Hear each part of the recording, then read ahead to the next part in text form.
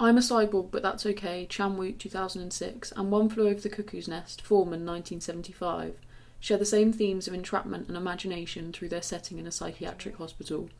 Although the films differ in genre, geographic, and ideological context, both feature a struggle from the protagonist, specifically their search for some kind of connection. The first film follows a young woman checked in for electrocuting herself, convinced she's a cyborg. South Korean director Park Chan-wook plays with the idea of cutesy insanity and utilises a broad spectrum of characters in order to fit with the conventions of a comedy. Comedy is a genre of film in which the main emphasis is on humour, often including exaggerated characters. Chan-wook's intention was to have a film his younger children could watch, with slapstick comedy and cheaper gags. It's an ode to screwball, a subgenre of romantic comedies, popular during the Great Depression, and known for satiricising the traditional love story. Being filmed and set in South Korea, the film heavily leans on the stigma still felt towards the mentally ill. Other top-grossing films at the time in Korea are mostly action or drama films, big-budget movies sticking to the conventions of character. Although Cyborg doesn't feed into the cinematic criteria of Korean cinema, it does for films in the US and France, with Amelie 2001 representing a new look into the human brain, and themes of acceptance in Shrek 2 2004, which also support the message, I'm an ogre but that's okay. 2006, when the film was made, was a great year for South Korean cinema.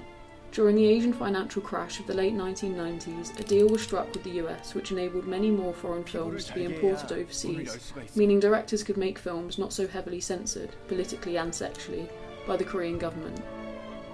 In comparison, Cuckoo's Nest is a melodrama, a sensational dramatic piece, with exaggerated characters and inciting events. Melodramas intend to appeal to the emotions and increase realism and relatability. Milos Forman, a Czech satiricist and social realist, directed the film, based on the oppression of the mentally ill, with Nurse Ratched and R.P. McMurphy's constant battle working as a microcosm of the culture wars in the 1970s. This was a period in America marking the rise of the rebellious youth and their stand against their conventional parents. It came to illustrate freedom and the revolution against societal norms. Social comment films began in the early 50s and, just like this one, include a clear resolution where the protagonist overcomes some sort of character development through an obvious narrative arc. McMurphy, a convict, shows this through finding support in his fellow patients, and as time progresses he realises just how important they are to him.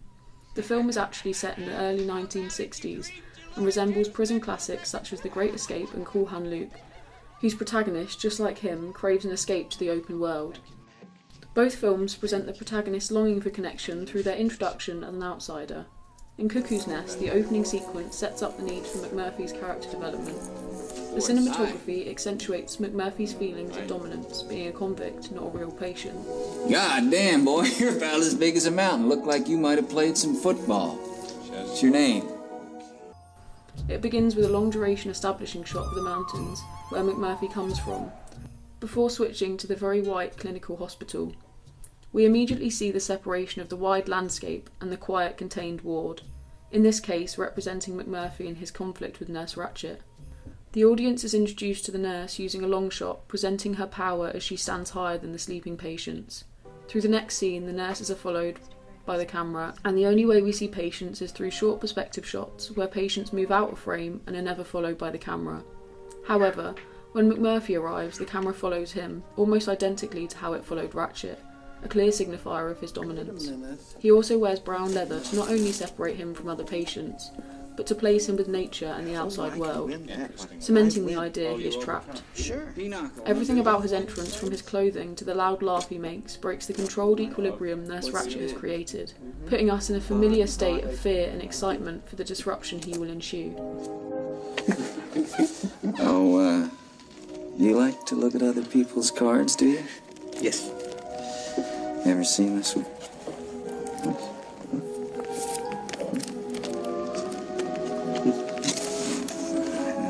Similarly, Young Goon is an outsider, but this time presented not to increase character relatability. Young Goon's entrance to the ward is preceded by images of her working a monotonous factory job. The colour imagery of her red uniform is uncommon in factories and immediately links the girl to her mother, also in red, while also foreshadowing the danger she inflicts on herself. Already her clothing is clinical and uniform, but she is separated from the others in her messy desk.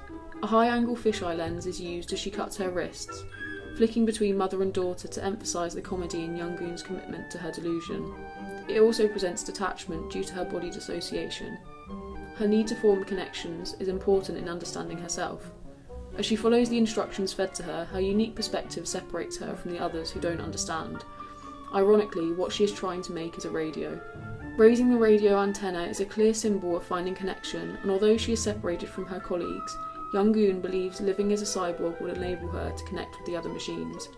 Peter Bradshaw criticised the film for taking very lightly the anger and alienation of people genuinely suffering from mental illness, and this over-exaggeration is seen in her physically shocking appearance. Black fright wig with severe bangs, bleached eyebrows and set of protruding teeth, as described by Larson on film.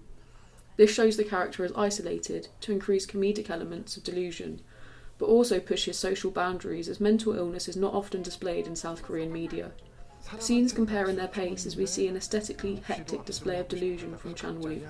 The protagonist being an outsider is not a personal hindrance, and the fast shot changes and multiple angles make for a deluded lens like the character. In comparison, mise-en-scène in Cuckoo's Nest is limited with a focus on close-up shots to allow for an immediate connection to McMurphy and the rest of the group. Flashbacks and other non-linear methods of storytelling are also used to aid in understanding the girl's feelings. Only when she visits someone else's distorted version of reality does she see her own.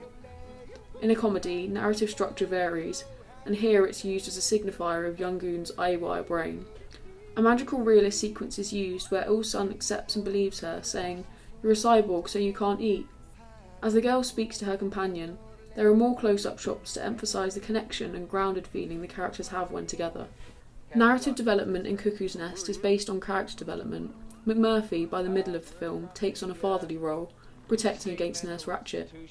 We see this in the low-angle shots towards everyone but McMurphy, and their clothing being the same as his. When he teaches Cheswick to sail, we see this as a break in Todorov's equilibrium set up by Nurse Ratched. As they sail off, there is a montage of water from McMurphy's perspective, paired with calming music. However, the perspective shots Cheswick sees are vast and tilting, showing their different attitudes towards freedom. This shot comparison correlates to a shift in equilibrium from a safe hospital to a rocky sea. Park Chan-wook's hectic and non-linear narrative enables active spectatorship for the audience, meaning they can pick out the comedic elements and find hilarity in any whimsical character.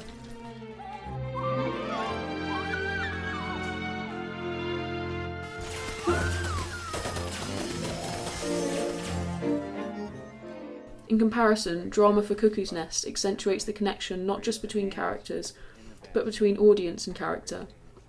According to Wendy Ide, the Observer, Jack Nicholson's performance is extraordinary, a completely uninhibited power play which dominates the screen. And A.D. Murphy describes the film as theatrically powerful, but not especially challenging, ensemble showpiece, proving the narrative's focus on character connection. I'm the coach, I'll put you in later. Oh, no, I don't trust you. The longing for connection is an innate human concept universally understood. One Flew Over the Cuckoo's Nest presents connection as a resolution in the film. Although McMurphy doesn't receive the freedom he desires, his wishes are accomplished through a bond he makes with Bromden. Freedom relates to the themes of 1970s counterculture and differs with Chan-wook, who focuses on mental separation, ideologically relating to censorship in South Korea. Without a dramatic ending sequence, it rejects the typical filmic idea of a well-rounded happy ending. Instead, he accepts a healthy delusion. Park Chan-wook aims to open up worlds of meaning beyond the melodramatic mode. His film holds an enigma as to the future of Young Goon, but with the shot of the long pole identical to the beginning, the cyclical element is brought in, and we're reminded she is trapped in her delusion. Although, unlike McMurphy, that's okay. The films were made over 30 years apart with different ideologies in mind, as well as different audiences. However, their vast cultural and historic differences allow us to focus on the shared themes of mental and physical connection.